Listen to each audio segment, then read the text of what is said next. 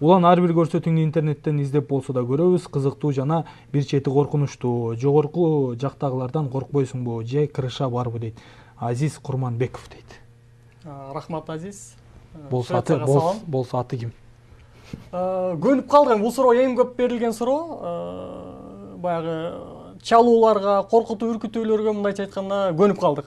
Мен досторум айтчу, сен бул кейпиң менен сени бат эле атып кетет деп. Анан мен айтчумун, чындык үчүн атып кетсе баары бир деп тамашталап койчумун. Аларга деле ошол эң биринчи жанар кеткенден кийин ыңгайсыз суроолорго депутат багуу оңой эмес деген иликтөө тарткам.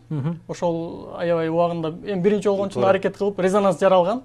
Анан депутаттардын баары ошол сөз болгон, материалда сөз болгон депутаттардын баары чабып чыгышкан, коркутуп, жашаган келеби, сен сүйлөшпөйлү тигиндей мындай деп. Андан кийин ошол болгондор канча? Ооба, капа болгондор толтура. Улан азыркы убакта депутаттардын, министрлердин тизгинин тартып турган жалгыз жаш журналист сенсиң. Сен коркпосоң баары эле бизге жылтырак бойдон көрүнүп калмак. Бир күнү сага дагы майлуу сүттүү орун берип, унчукпай калбайсыңбы дейт Тамира Байгазиева дейт. Сага дагы дегенде кеп жатып атат. Жанардан кийин деп атат да. Рахмат сурооңузга.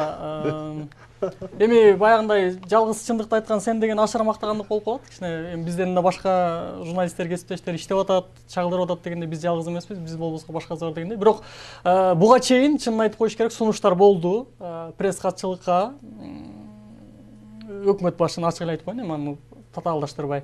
Бирок мен баш тарттым. Анткени азыр эми мен биринчиден өзүмдү жашмын деп эсептейм. Дагы тажрыйба топтошум керек, эл үчүн иштешим керек. Мындай депутат болгондон кийин толуп кетүү коркунучу бар деп атышпайбы? Сүйлөп келатып эле. Мен азаттыктан толгом, эл арыктадым азыр. Ошон үчүн андай болсо депутат болмок. өзүмө дагы алдыга максат коюп атам. Бир кеминде 5 жыл ушул журналисттик кесиптин майын чыгарып, дагы иштеп, көптөгөн иликтөөлөр тартып, мындай журналисттик чеберчилигимди арттыргым келет. Дагы биз үйрөнө турган көп нерселер бар, биз жазай турган дагы көп нерселер бар. Анан андыктан убакыт бар. Саясат эч жака качпайт. Жакшы эми журналистикада жакшы журналист, анан жаман журналист эки эле түшүнүк бар. Биздики баягы көз карандыс журналист, анан эркин журналист, анан курт журналист деп бөлүп атышпайбы? Эки эле түрү бар. Эгер сиз жакшы журналист болом десеңиз, таза иштешиңиз керек, эч кимден акча албашыңыз керек, анан өзүңүздүн кесибиңизди мыкты билишиңиз керек. Дайым жабырлануучу тарапта, эл тарапта болушуңуз керек. Анан бирөөлөр акчасын берип койсо эле мактап маянасын алыш керек бирок, мисалы бир жерде иштесе айлык алат, бир эл аралык уюмдун материалын жазып берсе жанардай болуп доллар алат деген. Эрежеси жок, иштеш керек, издениш керек. Анан бизде азыркы кыргыз журналистикасында ошол бир маселе болуп атат. Баягы изденбей атабыз тилекке каршы, баягы тапталган эле эски ыкма менен үстүртөн чөп башылап эле Самаркандтан саман учуп тур деп эле бере беребиз. Анан изденип мындай жаңыча ыкма кылып, элге кантип кызыктуу кылсак болот дегенден кичине аксап атабыз чын. Жакшы. Мен эми көрүүчүлөргө биринчиден ден соолук каалайм. Ар биринин үй бүлөсүндө ошол ден соолук болуп эле, тынчтык болсун. Андан кийин өлкөбүздө эми маданий жактан башка жактан жакшы эле өнүгүп атат окшойбуз, алдыга жылып. Мен эң негизгиси ошол экономикалык өнүгүү каалайт элем. Экономикабыз өнүгүп, бакубат жашыл өлкөлөрдүн катарына кошулсак, абдан жакшы эле болот эле. Ошон үчүн эл өкүлдөрүнөн суранып кетебиз ушул иштерин так аткарып, элдин үмүтүн, шайлоочулардын үмүтүн актайт деп тилек кылат элек. Анан элибизде тынчтык болсун, токчулук болсун, өлкө башчыларына, бийликтеги адамдарга ыйман берсин. Биз каякта жүрөбүз? Аккыя айыл менен кара күчөлөрдүн ортосунда турабыз. Жолдон келип калганда кызыктуу ташка күбө болдук. Ишиткен жана үңкүр сыяктуу. Кызыктуу таш экен, Evet, ар жагында мына Каракужур суусу, бул жагы болсо Каракужур өрөөнү мына. Мал киндиктүү Каракужур өрөөнү, бул жагы болсо Аккыя айыл өкмөтү. Тиги турган дос балабыз Ринаттын машинеси. Жактуу, эмнеси жактуу бияктын? Абасы жакты, анан суусу жакты. Салкын экен, шаарда аябай салкын. Üşüp атабыз келгенде. Сууга кадимкидей. Таярын ишен жеп атып каяктан билбейли. Мына Кенет Жыргалбеков өзү башка калып атат. Шыйрак. Башты куйкалай албайт да буга. Башты беришкен жок, үйгүзүп ет деп шыйрак деле берди буга. Ишенген жок дейсиңби? Фотограф. Уялбай эле карайм. Макияж жок болчу, ошон үчүн тарткам. Мына толук кыз мына. Кел Жашынбай. Келчи, мага келчи. Камерага. Мына. Нукура толук. Суу алып кетчи. Жамго жумга. Мына тоосуз жашай албаган Рысбек байке мына.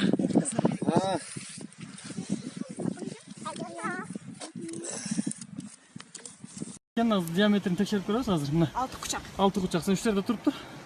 Мен азыр айланып чыганы 1.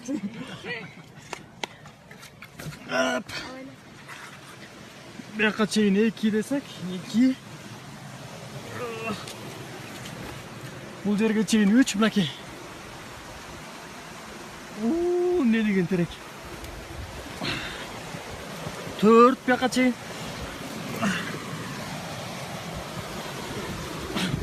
Буга чейин 5. 6. Могу жер беле? Почти мына 7 метр мынакей. 7 адам учур. Мынакей адамдар мунун жанында мындай кумурскадай эле көрүнүп калат экен. Бул байкелер чоң эле бойлору бирок. Терек.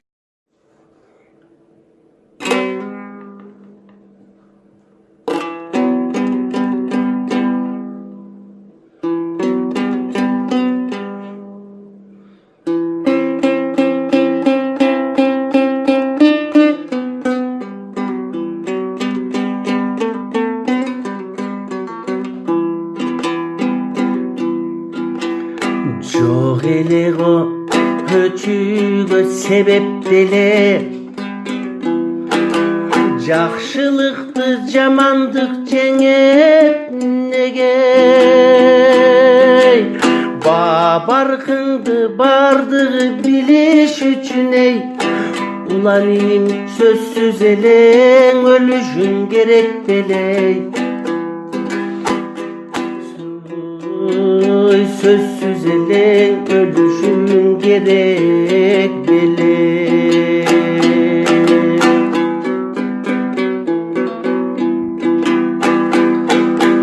акыйкат деп чуркаган кайран улан ай көлдүктүн күткөндөй байрагынан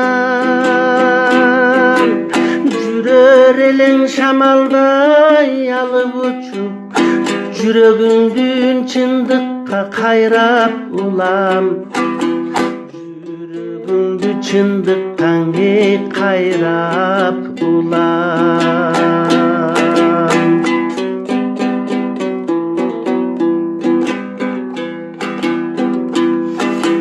көл түбүнө көз жашың тунган чыгар Кудай сага бейишин сунган чыгар Эли журтуң кан жутуп боздоп турсаң эй Эл жегичтер сүйүнүп турган чыгар Эл жегичтер журт жегичтер сүйүнүп эй турган чыгар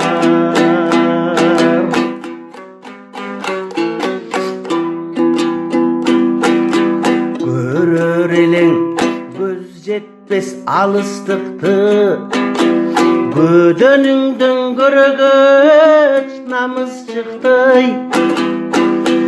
Көлгө чөгүп баратып ойлодуң гой Көргө чөгүп бараткан калыстыкты Көргө чөгүп бараткан эй калыстыкты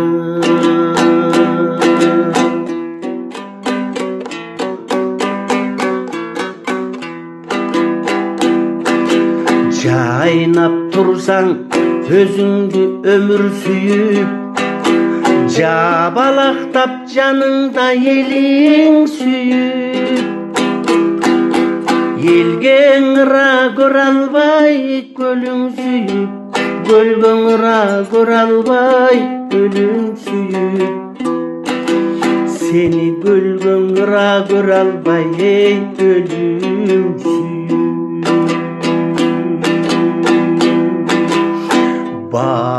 Bargındı bardığı biliş üçün Oyulan inim sözsüz eleң Ölüşün gerek eleң Ey sözsüz eleң Ölüşün senin gerek eleң